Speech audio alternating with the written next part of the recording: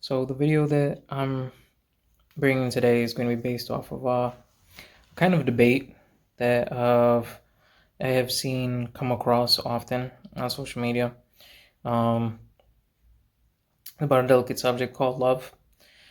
And you have the people who say you can't find true love until you learn how to love yourself. And then you have the people who are saying it's wrong to say that to other people because you're making the person feel unworthy, that no one can love them unless they end up feeling that way towards themselves. Like, we all end up having emotions that we are not feeling 100%, and sometimes we need somebody at that point the most to give us their love and support. And a lot of people are like, no, you can't say it's someone, love yourself before, so that way somebody else can love you. And I feel like it's very important to kind of find the balance between the two. So the topic that I'm basing this off is the balance of love. It's balancing out the two. See, when you find someone and you appreciate them and you admire them and you adore them and you love them, um, intimately or otherwise, all right, you you that person complements you. That person complements to your spirit, to your soul, to what you feel, to your emotions, the good and pleasant emotions that you end up having and whatnot. And that is perfect. It's perfect to have an exterior person outside of yourself that makes you feel special. Like, this is my special someone. Like, this is a person who ends up loving me even when I'm not feeling myself. But that part that I mentioned right there, even when you're not feeling yourself, even when you're not at your 100, that's where you have to make sure you find the balance in love. The situation is that you can love yourself and love someone else at the same time. But you always have to maintain balance between the two. The moment you put your love in something external of yourself, you put more love into something else and they become your everything. You're put in a position that when it no longer is yours, and let's face facts, there will come a time where it will no longer be yours. And I'm not saying that, like, oh, don't go into a relationship because, like, they're gonna leave you one day. No, realisticness of this world is everything we end up having is temporarily. You got illnesses that can take away a loved one. Nothing's promised, neither today nor tomorrow. You have situations that push each other in different directions. Not necessarily because you guys hate each other, because you guys aren't good for each other, or anything like that. But everybody grows and sprouts in their own ways, kind of like a branch of a tree. They might bend together at one point, but eventually they spread out and they start going off in their own different directions, and that's perfectly okay.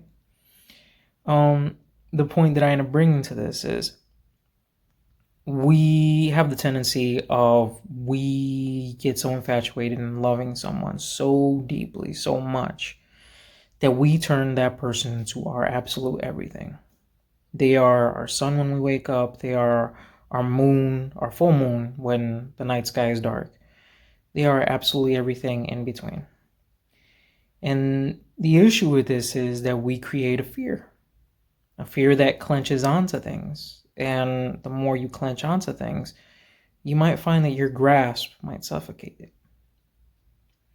This is no different than when you end up having, like, let's say, a puppy in your hand. And if you love it so much to the point where you want to squish it, you know deep down inside of your head, you're like, I can't do that because it won't make it.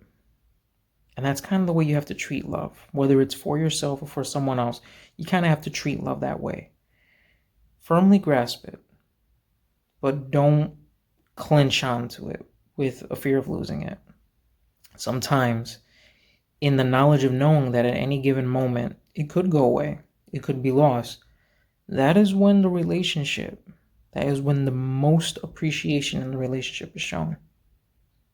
That is when you make that attempt to be like, hey, yo, let's do something fun. Let's go to that place that you've always wanted to go to. Let's do this. We've never done this before. Let's come on. And you start getting creative with it.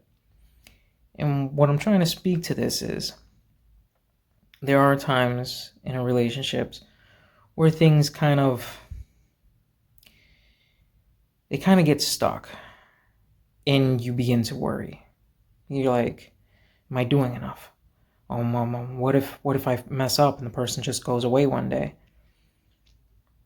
And sometimes when you treat that scenario with more of like, I know eventually there might be a circumstance where we may not be together, whether that be time, death, illness, or even just circumstances, because it could be a temporarily like, okay, that person is going to be on vacation for like a week and you're not going to get to see them or whatnot. Because it doesn't necessarily have to be a permanent thing, but how do you deal in those situations when the person's not around, when your everything isn't around? And it helps you appreciate the times when your everything is around. It helps you be more that motivated. And in doing so, you also end up learning out how to love yourself because you take care of yourself when that person isn't around. So that way, when they are, you give them the best version of yourself. All of this that I'm referencing is just the need for balance in our lives. Whether it be through our adoration, our love, our affection that we end up giving off, whether it's to a loved one, an intimate, significant other, a family member, a friend, whatever. Always keep the balance. Never lose yourself loving someone else, but never be afraid to love someone else for fear of losing yourself. Maintain the balance. Just a quick vid that I wanted to toss out. Something I had on my mind.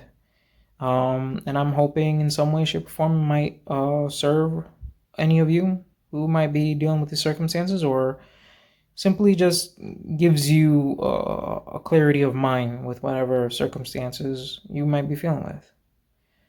May you always have balance in your lives. With all the love in the world, until next time.